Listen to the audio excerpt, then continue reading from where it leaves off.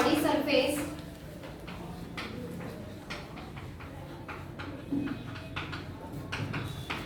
और गिल्स म्हणा. फिश मध्ये गिल्स असतात. गिल सरफेस मधून अमोनिया रिमूव्ह होतो किंवा बाकीच्या ऑर्गॅनिझम मध्ये बॉडी सरफेस मधून हा अमोनिया रिमूव्ह होतो. स्पेशल एक्सक्रीटरी ऑर्गन किंवा किडनीचा अमोनिया एक्सक्रीशन मध्ये सिग्निफिकंट रोल नाही. स्टेटमेंट नीट लक्षात ठेवा. Kidney do not have significant role in excretion of ammonia. अशा स्टेटमेंट वरती क्वेश्चन असतात. ओके, बघा इथे लिहिते.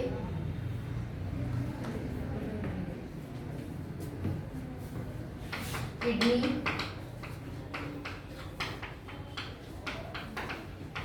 do not have role in excretion of ammonia. अमोनियाच्या एक्सक्रीशन मध्ये किडनीचा तेवढा रोल नसतो. So this is about the ammonotelism. सगळ्यांनी ही पहिली मेथड समजली. ओके, सेकंड आहे युरियोटेलिझम.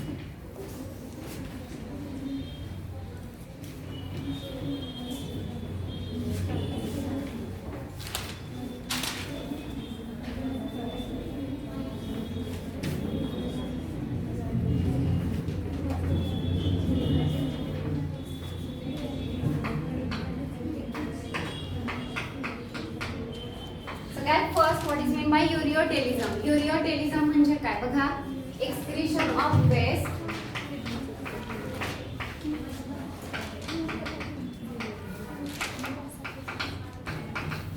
in the form of urea is called ureotelism. Ureotelism कशाला म्हणायचं. Excretion of waste in the form of urea. युरियाच्या फॉर्म मध्ये वेस्ट बॉडीच्या बाहेर रिलीज करणं याला म्हटलं जातं युरियोटेलिझम. त्यानंतर नेक्स्ट बघा. युरियोटेलिझम जे आहे याच्यामध्ये युरिया अमोनियापेक्षा कमी टॉक्सिक असतो. So it is less toxic than ammonia. अमोनियापेक्षा हा कमी टॉक्सिक आहे. सेकंड थिंग, तयार कसं होतं बघा. अमोनिया कुठून आला. डायरेक्ट प्रोटीन मधल्या अमिनो ऍसिडचं डिअमायनेशन झालं आणि अमोनिया तयार झाला. वेगळं काही करायला लागलं नाही. पण आता अमोनियाचं conversion. Okay, conversion of ammonia into urea. अमोनियाचं कन्व्हर्जन युरियामध्ये होईल. ओके, तर हे जे कन्व्हर्जन आहे याच्यासाठी एक सायकल रन होते. तर त्या सायकलला म्हटलं जातं ऑर्निथिन सायकल. युरिया सायकल सुद्धा म्हणतात. It is called as ornithine cycle. And this cycle ornithine cycle occurs in liver. ही ऑर्निथिन सायकल कुठे ऑकर होणार आहे. लिव्हर मध्ये. And then urea from liver comes into blood. पुन्हा एकदा ऐका. युरियोटेलिझम म्हणजे काय.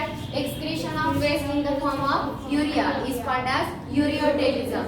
युरिया जो आहे तो अमोनियापेक्षा थोडा कमी टॉक्सिक आहे. सो तुम्ही थोडा वेळ याला काय करू शकता. स्टोअर करू शकता. ओके, नेक्स्ट बघा. हे महत्वाचे हा point. Conversion of ammonia into urea it occurs in one cyclic reaction. Cyclic reaction मध्ये हे कन्व्हर्जन होतं. रिएक्शनचा नेम आहे ऑर्निथिन सायकल. ही सायकल कुठे रन होते. लिव्हर. हेही महत्वाचं आहे. इन शॉर्ट लिव्हर मध्ये ऍक्च्युली युरिया तयार होतोय. आणि हा युरिया फक्त फिल्टर करण्याचं काम म्हणजे ब्लड मधून बाजूला काढण्याचं काम कोण करणार आहे. किडनी करणार आहे. सो बऱ्याच वेळा हे कन्फ्युजन असतं की हे युरिया जो आहे तो किडनी मध्ये तयार झाला. किडनी मध्ये नाही. युरिया तयार कुठे झाला. लिव्हर. लिव्हर मधून कुठे आला. ब्लड कुठे जाणार मग. किडनी. किडनी काय करणार. या ब्लड मधून युरिया फिल्टर आउट करणार, बाजूला काढणार. युरियामध्ये थोडंफार वॉटर आणि बाकीच्या गोष्टी बॉडीच्या बाहेर रिमूव्ह होतात. त्याला आपण युरिन म्हणतो. So urine is different and urea is different. हे कळलं इथपर्यंत. सो सायकलचा नेम लक्षात ठेवा. आणि ही सायकल कुठे होतीये. लिव्हर मध्ये होते. इथपर्यंत कळलं. हा, मगाशी सांगितलं 1 ग्रॅम अमोनिया रिमूव्ह करण्यासाठी किती वॉटर लागतं. Yes, in the same way 1 gram urea require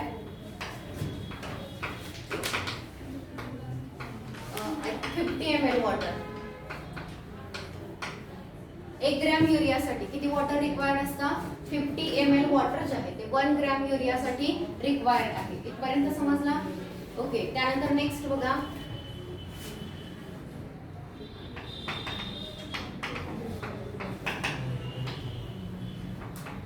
for the formation of urea energy is required.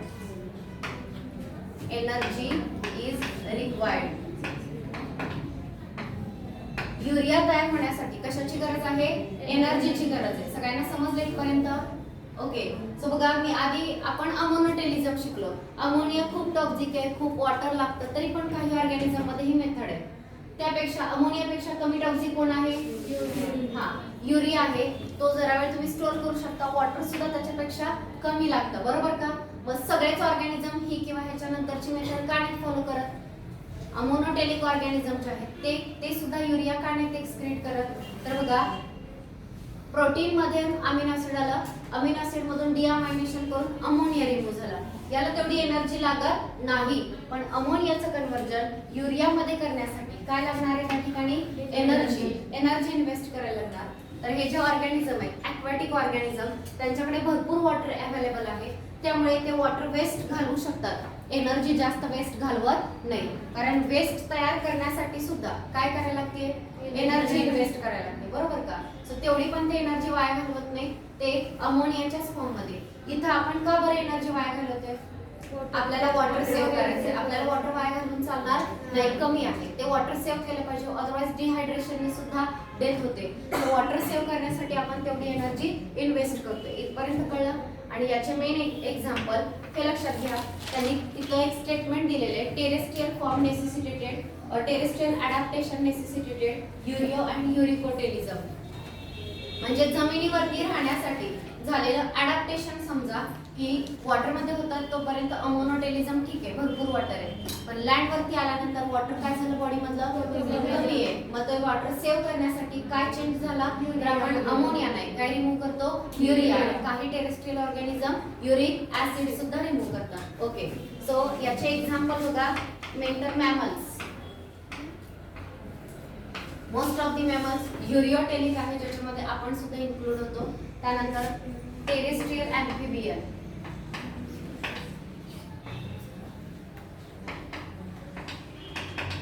Okay. Terrestrial amphibian मगाशी सांगितलं होतं ॲक्वॅटिक अँफिबियन, बरोबर का? आणि आता काय सांगितलं? टेरेस्ट्रियल अँफिबियन म्हणजे अडल्ट स्टेज जी आहे ती. अजून काय याच्यामध्ये आहे बघा, मॅमल सांगितलं, टेरेस्ट्रियल अँफिबियन आहे. अजून हा, मगाशी बोनी फिश सांगितले होते, आता कसले असतात? Marine fish. येस.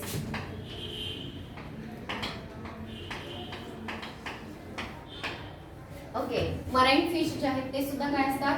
युरियोटेलिक असतात. आणि अजून एक आहे mammal, terrestrial amphibian, marine fish आणि आय थिंक एवढेच आहेत. बरं ठीक आहे, सगळ्यांनी हे समजले? मग आजचे एक्झाम्पल एकदा रिवाइज करा. अमोनोटेलिझम मध्ये कुठले एक्झाम्पल सांगितले? Bony fish, aquatic amphibian, aquatic insect. आणि आता सांगितले mammals, terrestrial amphibian and marine fish. हे जे ऑर्गॅनिझम आहेत ते युरियोटेलिझम दाखवतात, बरोबर? Okay. So this is about the ureotelism. इथपर्यंत सगळ्यांना कळलं का?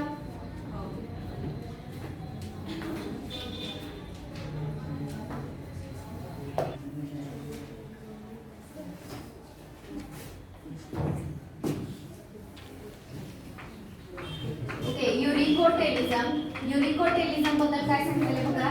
First, excretion of waste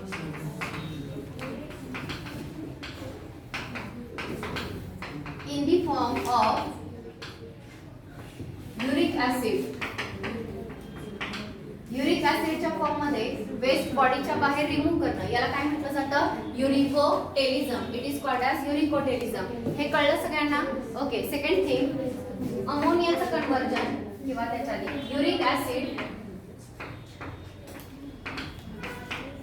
is least toxic. सगळ्यात कमी टॉक्सिक कुठला असेल तर तो कुठला आहे? Uric acid. सगळ्यात कमी टॉक्सिक सबस्टन्स आहे. नेक्स्ट बघा, अमोनियाचं कन्व्हर्जन युरिक ऍसिड मध्ये करण्यासाठी जो पाथवे आहे त्याला म्हटलं जातं इनऑर्गॅनिक पाथवे. आणि याच्यामध्ये सुद्धा एनर्जी कंझ्युम होते. सो अमोनियाचं कन्व्हर्जन इनऑर्गॅनिक पाथवे पाथवे मध्ये कशामध्ये केलं जातं? युरिक ऍसिड मध्ये केलं जातं. सगळ्यात कमी टॉक्सिक आहे आणि युरिक ऍसिड रिमूव्ह करणं यालाच काय म्हणायचं? युरिकोटेलिझम. ओके, नेक्स्ट बघा, हा जो युरिक ऍसिड आहे याच्यामध्ये 1 ग्रॅम युरिक ऍसिड एक्सक्रीशन साठी किती वॉटर लागतं? Near about 10 ml. 10 ml water जे आहे ते त्यासाठी रिक्वायर्ड असतं. सो युरिक ऍसिड बॉडीच्या बाहेर पेस्ट फॉर्म मध्ये रिलीज केलं जातं. लिक्विड युरिन नसतं. आपलं युरिन कसं आहे? लिक्विड आहे. बाकी तर डिफ्युजन वगैरे रिमूव्ह करतात ॲक्वाटिक ऑर्गॅनिझम. म्हणजे ऑर्गॅनिझम युरिकोटेलिक आहे, त्यांचं युरिन लिक्विड फॉर्म मध्ये नाही. कुठल्या फॉर्म मध्ये आहे? पेस्टच्या फॉर्म मध्ये आहे. सॉलिड फॉर्म मध्ये थोडंसं येतं हे युरिन. ओके, कारण 1 ग्रॅम युरिक ऍसिड किती वॉटर मध्ये डिझॉल्व केलंय? 10 ml मध्ये. सो ती पेस्ट फॉर्म होते, पेस्ट तयार होते. ओके, नेक्स्ट बघा, ही मेथड कोणामध्ये केली जाईल? ज्यांच्याकडे वॉटर खूप कमी आहे त्या ऑर्गॅनिझम मध्ये युरिकोटेलिझम ही मेथड यूज केली जाते. तर त्याच्यामध्ये मेन एक्झाम्पल आहे, हा तुम्ही शिकला कॉकरोच. कॉकरोच मध्ये हे होतं, पण आता एक्झाम्पल बघा, रेप्टाईल. रेप्टाईल माहितीये? हा, कुठले? स्नेल, लिझार्ड हे जे ऑर्गॅनिझम आहे ते रेप्टाईल. सो त्यांचं युरिन पेस्टच्या फॉर्म मध्ये. रेप्टाईल नंतर नेक्स्ट काय दिलेलं आहे? येस, बर्ड्स आहे, लँड स्नेल आहे,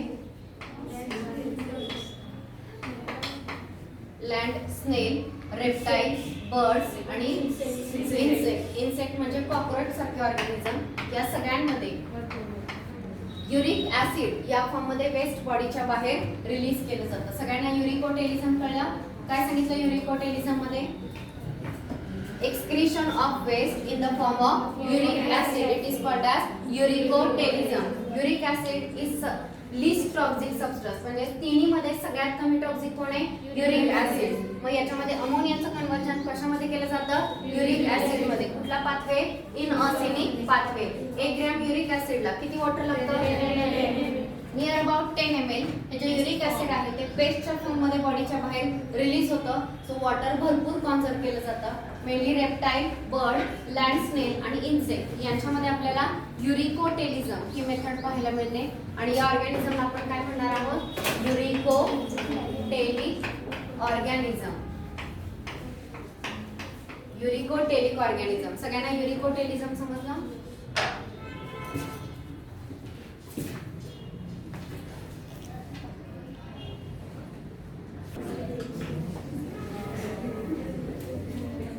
If we study organism from animal kingdom, we can find that there are various types of structure which help in excretion. वेगवेगळे स्ट्रक्चर्स आहेत जे एक्सक्रीशन मध्ये हेल्प करणार आहेत. मग आता याच्यामध्ये बघा, काही जे ऑर्गॅनिझम आहेत invertebrate.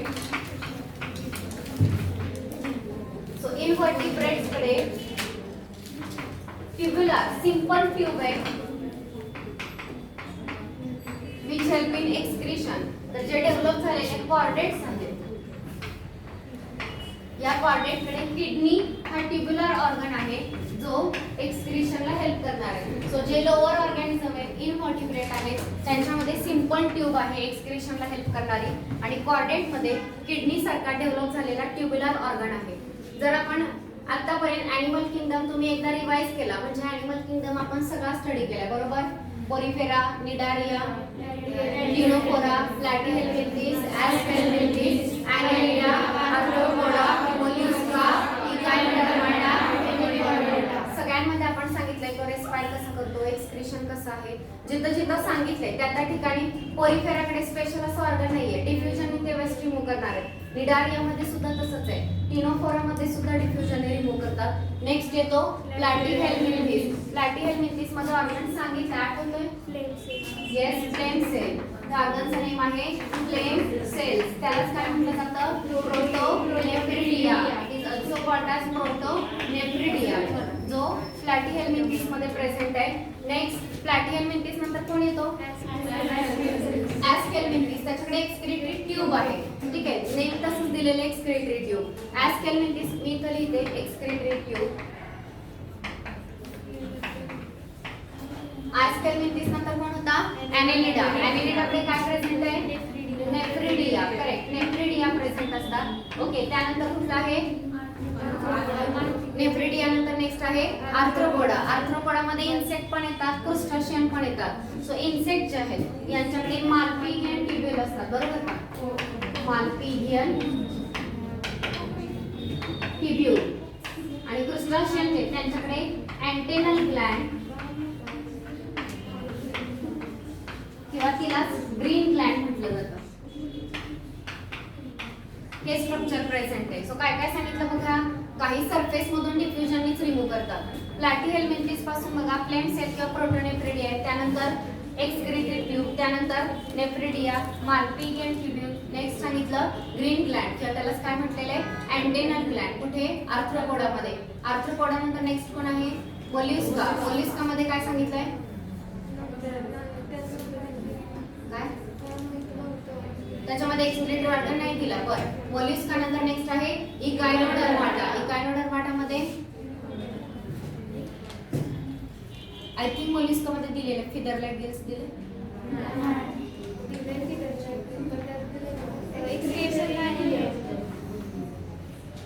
Okay, Echinodermata water vascular system. Water vascular system होते का? बरं, last Hemichordata. Proboscis gland आहे ना, प्रोबोस्किस ग्लँड मधून एक्सक्रेशन केलं जातं. पुढे कुठले बघितले आपण ऑर्गॅनिझम? युरोकॉर्डेटा, सेफॅलोकॉर्डेटा, व्हर्टिब्रेटा. सगळ्यांमध्येच नाही दिलेले पण फिश पासून तरी आहेत. फिश मध्ये काय आहे एक्सक्रेशन साठी? Fish, reptile, Aves, mammals. Mammals मध्ये किडनी आहे. ॲम्फिबियाकडे किडनी आहे. रेप्टाइल, एव्स किडनी आहे. ठीक आहे, उद्या सगळ्यांनी एकदा चेक करून या. तर साधारण हे स्ट्रक्चर आपण इथे पाहणार आहोत. Flame cell, nephridia, Malpighian tubule and antennal gland. हे लेक्चर, हे पॉइंट आपण नेक्स्ट लेक्चर मध्ये पाहणार आहोत.